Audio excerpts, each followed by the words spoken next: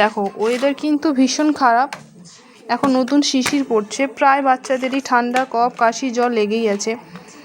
আমার মনে হয় যেসব বাচ্চাদের চুল বড় হয়ে গেছে, আমার মনে হয় প্রত্যেক দিন মাথায় স্নান না করানোটাই অনেক বেটার হবে। আমি কিন্তু মাঝখানে টানা 7-8 মাস বৃষ্টি হয়েছিল, তারপরে দেখলাম বাবুর 2বার ঠান্ডা লেগেছে, তাই আর তবে থেকে আমি মাথায় রোজ স্নান করাই না, তেলও খুব কম দিই। তেলটা দিলে মাথায় জলটা বেশি ধরে রাখে, তাই তেলও খুব কম দিই আর মাথায়ও খুব কম স্নান করাই। মাঝে মধ্যে একটু শ্যাম্পু করে দিই, খুব কম স্নান করাই।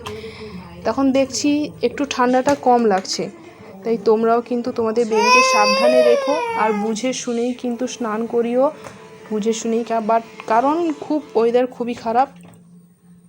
সবার বেবি সুস্থ থাকুক, ভালো থাকুক, এটাই চাই। টাটা সবাইকে। বেবি একটা হেসে দাও, বেবি একটা হেসে দাও, হেসে দাও বেবি, বেবি।